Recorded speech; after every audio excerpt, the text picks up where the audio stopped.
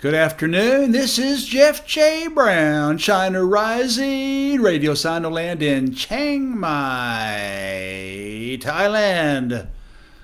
And a nice eulogy for one of 20th century's greatest heroes for many, many people around the world. It is entitled Zhou Enlai, the global face of 20th century China, died this day in 1976, and that would be on January 8th. Pictured above, Zhou Enlai left and Mao Zedong right during China's Civil War circa 1937 in Yan'an, Shaanxi Province, kicking butt and evicting fascist Westerners and Japanese out of the country. Through thick and thin, fallings out and reconciliations, they were the dynamic duo of Communist China's strength-to-strength development and progress, 1949 to 1976. Let's begin. In 1949, the Communists liberated their long-suffering people from 110 years of Western rape, plunder, and forced drug addiction. Even with 100,000 U.S. Marines, a very hidden historical fact, 1.5 million imperialist Japanese soldiers kept on after 1945, millions of fascist Chinese Kuomintang, often abbreviated KMT forces, all equipped with billions of dollars of United States Air Force and Army weapons, the will and dreams of the Chinese people could not be defeated. All these fascists were run out of the country with their tails between their legs. As was the case going back to 1921, when Zhou Enlai first met Mao Zedong, he was right there in the thick of endless fighting, negotiations, and eventually socialist victory, risking his life to end Japanese and Western terrorism.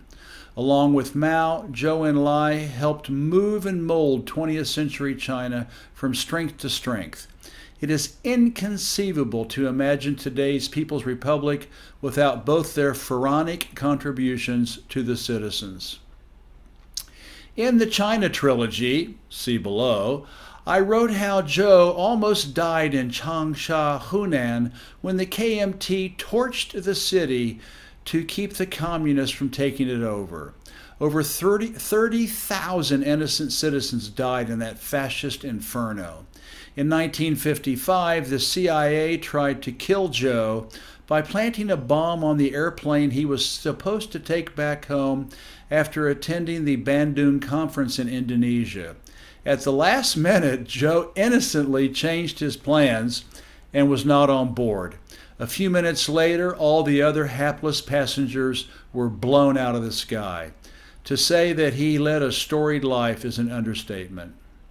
Zhou Enlai died on January 8, 1976, after a long battle with cancer. It was a harbinger of one of the most cataclysmic years in China's long 5,000-year history. General Zhu De, the mastermind behind the People's Liberation Army and its crushing defeat of the Japanese and Americans, the Yanks in China and later in Korea, was one of the greatest military minds of the modern era. He died on July 6th. 3 weeks later, on the 28th, one of the century's most devastating earthquakes flattened Tangshan between Beijing and Tianjin, the latter which was Zhou's hometown, causing 250,000 people to perish.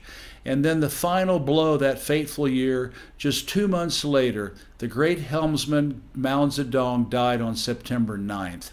1 billion people thought the world had come to an end, and in many other countries it would have spelt civil war, collapse, and worse. By historical standards, the government should have lost its heavenly mandate, but the surviving leadership kept their eyes on the socialist prize and held the country and its people together.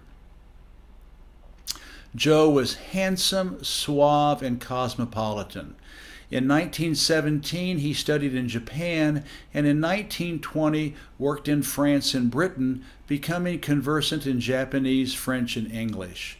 While in Europe, he was already recruiting and organizing fellow Chinese students into communist political groups.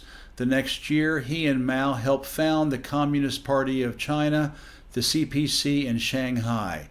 This forever changed for the better the world we live in today, including yours, wherever you may be and whether you realize it or not. Zhou's language skills and knowledge of Western ways made him the international spokesperson for the party and the people. It was Zhou who worked behind the scenes to organize the history-making meeting between Richard Nixon and Mao Zedong in 1972, another history-changing event. Over the decades, Zhou proved to be a master diplomat, negotiator, and goodwill ambassador for New China. There is no English language biography of Zhou worth reading. Gao Wenqian's book, Zhou Enlai, The Last Perfect Revolutionary, which in spite of its romantic title is a scurrilous screed of trash writing. I was appalled and disgusted reading it. Gao's Pavlovian, foaming at the mouth hatred of communism, socialism, and especially Mao Zedong turns his book into a shameful hatchet job on Zhou, who was one of the greatest statesmen and revolutionary leaders of his era. Gao is an extreme embarrassment for the historical record, but in the West, you can get rich writing what is called scar literature, something I joked about in the China trilogy. You cannot exaggerate, omit, fabricate, and prevaricate enough when it comes to destroying the truth about your Anglo-land's many anti-imperial and anti-colonial enemies. Zhou Enlai was proudly one of those freedom fighters, faithfully serving his people and the aspirations of the world's 99% until the day he died. This is Jeff J. Brown, China Rising Radio Sinoland. Please, above and below, please make a donation. Even this little blog and article that I did took about 6 hours to produce. So I would really appreciate it if you could make a donation of any size to support my truth-telling about China and where it fits in the world yesterday, today, and tomorrow. Thank you.